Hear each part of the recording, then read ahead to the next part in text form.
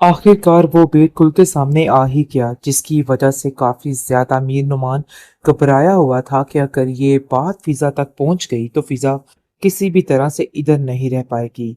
लेकिन जी आप देखेंगे कि जैसे ही वो अपनी बेगम से बात कर रहा होता है और उसको बता रहा होता है कि तुम उससे बहुत ज्यादा डरती हो और मुझे इस चीज का पूरा पूरा यकीन है कि जो कुछ भी हो रहा है ना, सब कुछ तुम्हारी वजह से ही हो रहा है।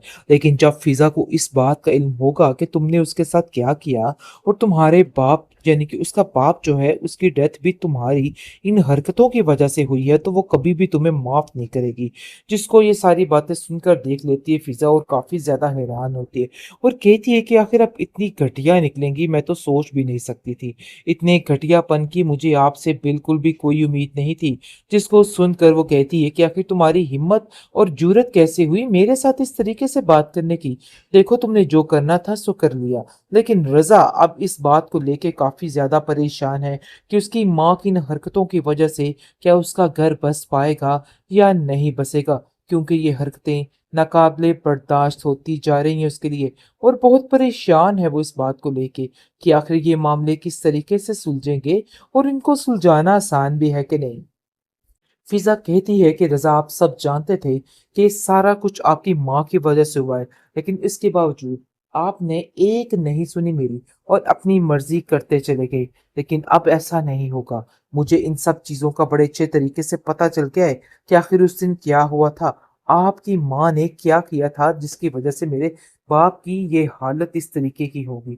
दूसरी तरफ काफी आयजा परेशान हो चुकी है और आयजा समझा समझा के थक चुकी है अली को कि देखो अली, अपने दिमाग से ये बात निकाल क्यों नहीं देते हो, क्योंकि मुझे नहीं लगता कि तुम्हारी माँ इस बात के लिए राजी होगी। और वैसे भी जो हालात जा रहे हैं, हमारे घर वाले भी इस बात के लिए राजी नहीं हो सकते। जो हाल आप लोग फिजा का कर रहे हैं, कभी भी मेरी माँ इस रिश्ते के लिए नहीं मानेगी, क्योंकि जो कुछ भी हुआ है आज तक वो सिर्फ और सिर्फ आपकी वजह से हुआ है। हमने तो आज तक कुछ बोला ही नहीं और ना ही फिजा को कुछ बताया था कि हमारे बाबा आज जो इस दुनिया में नहीं है, तुम्हारी माँ के रहमो करम पे आज हम इस चीज का सारे हर तरफ यानी कि खुलेआम इतराफ करते हैं और बताते हैं कि हम कभी भी इस चीज के लिए आपकी माँ को माफ नहीं कर सकते। ये बात तो बिल्कुल तय है। लेकिन जी फिजा को जैसे ही इस बात का इल्म होता है ना, तो फिजा काफी ज्यादा उदास, काफी ज्यादा परेशान हो जाती है और वो इस बात को बड़े अच्छे तरीके से जानती है कि अब उसे इन लोगों को किस तरीके से हैंडल करना है, क्योंकि ये लोग इतने घटियापन पे उतर आएंगे वो तो ये बात सोच भी नहीं सकती थी। जिस तरीके से उसकी सास ने उसके साथ किया है, वो साफ साफ कह देती है कि देखो रजा, उनको मुझसे माफी मांगनी होगी, क्योंकि माफी के बगैर तो कुछ हल नहीं होगा। और वैसे भी उन्होंने जो कुछ किया है ना, वो नाकाबिले बर्दाश्त है और इस चीज की बर्दाश्त मेरे अंदर तो नहीं है। मेरे घर वालों ने मुझसे ये सारी बात छुपा के रखी, लेकिन मैं फिर भी इन सब चीजों को बर्दाश्त पे बर्दाश्त करती रही।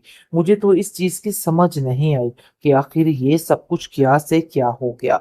आयजा कहती है कि मुझे इस बात का बिल्कुल भी अंदाजा नहीं है कि अब उसका अली के साथ ये रिश्ता हो भी सकता है कि नहीं, क्योंकि वो जान चुकी है कि वो औरत जो इस कदर चंडालन है और किसी भी तरह से उसकी पहली बहन को नहीं बसने दे रही, तो आखिर आयजा का घर कैसे बात होगा। इस चीज का अंदाजा उसको बड़े अच्छे तरीके से हो चुका है। वो बहुत ज्यादा परेशान और उदास है, क्योंकि वो जानती है कि ये औरत कभी भी उसको अली की जिंदगी में शामिल नहीं होने देगी और अगर हो भी गई तो कभी खुश नहीं रहने देगी। आखिरकार वो बेट खुल के सामने आ ही गया, जिसकी वजह से काफी ज्यादा मीर नुमान घबराया हुआ था कि अगर ये बात फिजा तक पहुंच गई तो फिजा किसी भी तरह से इधर नहीं रह पाएगी। लेकिन जी आप देखेंगे कि जैसे ही वो अपनी बेगम से बात कर रहा होता है और उसको बता रहा होता है कि तुम उससे बहुत ज्यादा डरती हो और मुझे इस चीज का पूरा पूरा यकीन है कि जो कुछ भी हो रहा है ना, सब कुछ तुम्हारी वजह से ही हो रहा है। लेकिन जब फिजा को इस बात का इल्म होगा कि तुमने उसके साथ क्या किया और तुम्हारे बाप यानी कि उसका बाप जो है उसकी डेथ भी तुम्हारी इन हरकतों की वजह से हुई है, तो वो कभी भी तुम्हें माफ नहीं करेगी।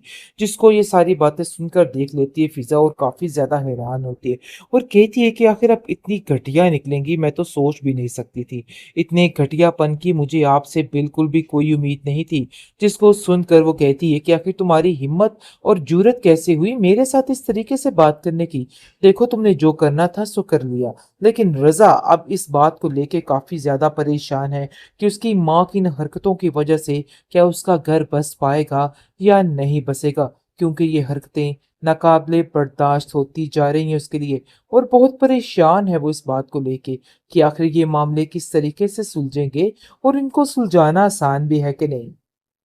फिज़ा कहती है कि रज़ा आप सब जानते थे कि सारा कुछ आपकी माँ की वजह से हुआ है, लेकिन इसके बावजूद आपने एक नहीं सुनी मेरी और अपनी मर्ज़ी करते चले गए। लेकिन अब ऐसा नहीं होगा। मुझे इन सब चीज़ों का बड़े अच्छे तरीके से पता चल गया है कि आखिर उस दिन क्या हुआ था। आपकी माँ ने क्या किया था जिसकी वजह से मेरे बाप की ये हालत इस तरीके की होगी। दूसरी तरफ काफ़ी आइज़ा परेशान हो चुकी है और आइज़ा समझा-समझा के थक चुकी है अली को कि देखो अली अपने दिमाग से ये बात निकाल क्यों नहीं देते हो, क्योंकि मुझे नहीं लगता कि तुम्हारी माँ इस बात के लिए राज़ी होगी। और वैसे भी जो हालात जा रहे हैं, हमारे घर वाले भी इस बात के लिए राज़ी नहीं हो सकते। जो हाल आप लोग फ़िज़ा का कर रहे हैं, कभी भी मेरी माँ इस रिश्ते के लिए नहीं मानेगी, क्योंकि जो कुछ भी हुआ है आज तक, वो सिर्फ़ और सिर्फ़ आपकी वजह से हुआ है। हमने तो आज तक कुछ बोला ही नहीं और ना ही फ़िज़ा को कुछ बताया था कि हमारे बाबा आज जो इस दुनिया में नहीं हैं, तुम्हारी माँ के रहमो करम पे। आज हम इस चीज़ का सारे हर तरफ यानी कि खुलेआम इतराफ़ करते हैं और बताते हैं कि हम कभी भी इस चीज़ के लिए आपकी माँ को माफ़ नहीं कर सकते। ये बात तो बिल्कुल तय है। लेकिन जी फ़िज़ा को जैसे ही इस बात का इल्म होता है ना, तो फ़िज़ा काफ़ी ज़्यादा उदास, काफ़ी ज़्यादा परेशान हो जाती है और वो इस बात को बड़े अच्छे तरीके से जानती है कि अब उसे इन लोगों को किस तरीके से हैंडल करना है, क्योंकि ये लोग इतने घटियापन पे उतर आएँगे, वो तो ये बात सोच भी नहीं सकती थी।